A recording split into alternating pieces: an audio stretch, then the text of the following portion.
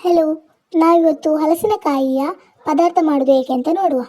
ಮೊದಲಿಗೆ ಸ್ವಲ್ಪ ಹಲಸಿನಕಾಯಿಯನ್ನು ಚೆಂದಕ್ಕೆ ಸೀಳಿ ಅದನ್ನು ತೊಳೆದು ಒಂದು ಕಡಾಯಿಯಲ್ಲಿ ಹಾಕಿ ಸ್ವಲ್ಪ ಉಪ್ಪನ್ನು ಹಾಕಿ, ಉಪ್ಪು ನಾವು ಇಲ್ಲಿ ಕಲ್ಲುಪ್ಪನ್ನು ತೆಗೆದುಕೊಂಡಿದ್ದೇವೆ, ನೀವು ಬೇಕಾದರೆ ಪುಡಿ ಉಪ್ಪನ್ನು ತೆಗೋಬೋದು.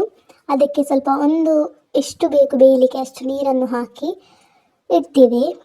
ಸ್ವಲ್ಪ ಹೊತ್ತಾದಮೇಲೆ ಅದಕ್ಕೆ ಮುಚ್ಚಳವನ್ನು ಮುಚ್ಚಿ ಒಲೆಯಲ್ಲಿಡ್ತೇವೆ. ನೀವು ಗ್ಯಾಸಲ್ಲಿ ಮಾಡ್ಬೋದು, ನಾವು ಒಲೆಯನ್ನು ಯೂಸ್ ಮಾಡ್ತಾ ಇದ್ದೇವೆ. ಅದು ಬೆಂದಿದೆ ಅಂತ ಆಗಾಗ ಹೋಗಿ ನೋಡಿ ಚೆಂದ ಮಿಕ್ಸ್ ಮಾಡ್ತಾ ಇಡಬೇಕು. ಇದು ತುಂಬ ಟೈಮ್ ಹಿಡಿಯೋದಿಲ್ಲ, ಬೇಗ ಆಗ್ತದೆ.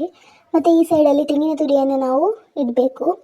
ಮತ್ತು ಈ ಸೈಡಲ್ಲಿ ಮತ್ತೆ ನಾವು ಅರಿಶಿನ ಪುಡಿಯನ್ನು ಹಾಕಿ ಇದಕ್ಕೆ ಚೆಂದ ಮಿಕ್ಸ್ ಮಾಡಿ, ಮತ್ತೊಂದು ಸೈಡಲ್ಲಿ ಒಗ್ಗರಣೆಗೆ ರೆಡಿ ಮಾಡಲಿಕ್ಕೆ 2 ಮೆಣಸನ್ನು 3-4 ಬೆಳ್ಳುಳ್ಳಿಯನ್ನು ಇಡಬೇಕು. ಮತ್ತು ಇದನ್ನು ಮತ್ತೆ ಮಿಕ್ಸ್ ಮಾಡಲಿಕ್ಕೆ ಬರಬೇಕು. ಸ್ವಲ್ಪ ಹಾಗೆ ಇಟ್ಟ ತೆಂಗಿನ ತುರಿಯನ್ನು ಮತ್ತೆ ಹಾಕಿ ಫುಲ್ ಹಾಕಬೇಕು. ಎಷ್ಟು ತೆಂಗಿನ ತುರಿ ಬೇಕು ಅಷ್ಟು ತೆಂಗಿನ ತುರಿ ನಾವು ಹಾಕಬೇಕು. ನಮ್ಮ ಇಷ್ಟದ ಪ್ರಕಾರ ಹಾಕಿದರೆ ಆಯಿತು. ಅದನ್ನು ಹಾಕಿ ಚೆನ್ನಾಗಿ ಮಿಕ್ಸ್ ಮಾಡಬೇಕು.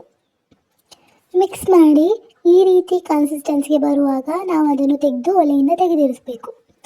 ಮತ್ತು ಈ ಸೈಡಲ್ಲಿ ಒಗ್ಗರಣೆಗೆ ಹಾಗೆ ಇಟ್ಟ ಮೆಣಸು ಮತ್ತು ಬೆಳ್ಳುಳ್ಳಿಯನ್ನು ಚೆನ್ನಾಗಿ ಕುದಿಸಬೇಕು ಎಣ್ಣೆಯಲ್ಲಿ ಹಾಕಿ. ಮತ್ತು ಅದು ಬ್ರೌನ್ ಕಲರ್ ಬರುವಾಗ ಸಾಸಿವೆಯನ್ನು ಹಾಕಿ ಈ ಪದಾರ್ಥಕ್ಕೆ ಹಾಕಿದರೆ ಗುಜ್ಜೆ ಕಚ್ಪು ರೆಡಿ ಆಗ್ತದೆ.